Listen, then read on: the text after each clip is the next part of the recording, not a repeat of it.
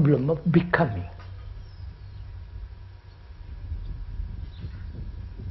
Psychologically. And what is action in relation to that becoming? Most of us, perhaps almost all of us, are attempting to become something psychologically. Outwardly, externally, we can understand a student becoming an engineer. He becomes an engineer, earns a livelihood, and keeps becoming more and more expert in engineering. And psychologically, with the same concept, that I am this now, but I will become that. Yeah?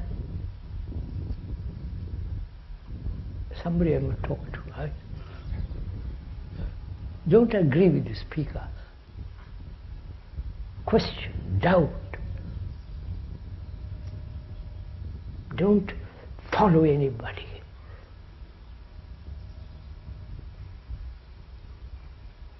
Psychologically, of course you have to follow a doctor's instructions if you are ill. But psychologically, inwardly, to obey any kind of authority,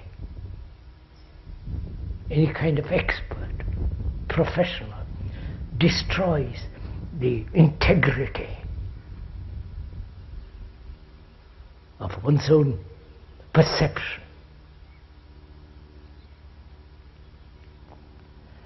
Psychologically, we're all attempting to become something,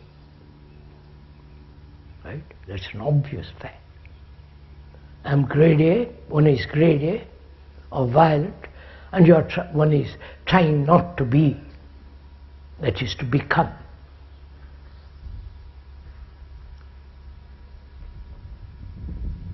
There are wars,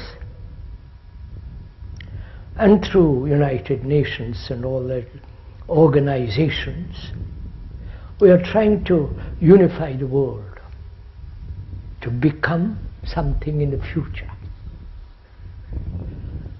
I won't go into the contradictory nature of various nations becoming united, which is impossible, but that's the political activity of those who are concerned with their own ambition, perpetuation of a particular system. But one can see that there is always an attempt on the part of each one of us that we want to change from this to that. The future is in time far away or very near, but it's still a movement of becoming, gaining, losing, getting reward or punishment. Right? This whole process of becoming, always with the intention, with the motive, a better, the more, the gain, the fear of loss. That's clear. Now, is it a fact that to become something involves time? Right? I am this now, but give me a year or 2 days, I'll be different. Which is, time is involved. But that time is now. You understand? The future is now. Is this a puzzle? Yes, I'm glad. Then we can go more slowly into it. As we said, sir, we are the past, right? All our memories which have been recorded in the brain, all that we have done, not only 50 years ago, but yesterday. So the past is now, right? And what is now, if there is not a radical change, will be tomorrow, which is time. The future is therefore in the now, right? So where is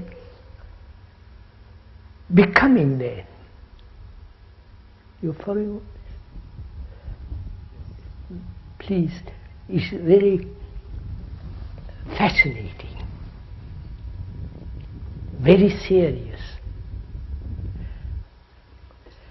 But if you're interested, if you are really want to discover for yourself a radical, psychological, deep change, that change cannot have time. It must happen now. Clear?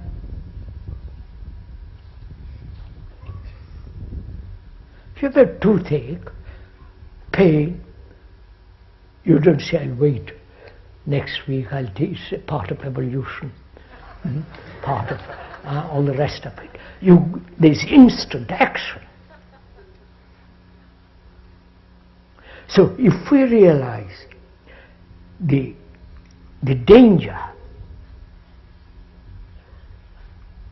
of allowing time to interfere with action,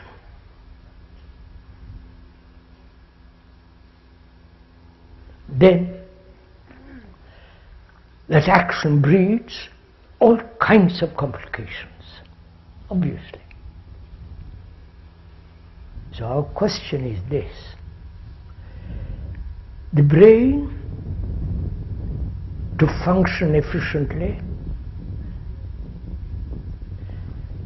clearly, without any kind of confusion, must understand what is security, what is stability, a sense of firmness, so that it is not wishy-washy, wobbling all over the place, as most brains are, right? So we must examine if there is any security at all, psychologically. Of course, we must have security physically, which is becoming more and more difficult for economic reasons. And those economic reasons are, each country thinks, my economy first, as each person thinks, me first. Because everybody throughout the world desire to be secure physically, economically. And that is not possible when there are wars and the threat of war, when there is division as religious divisions, national divisions, ideological differences.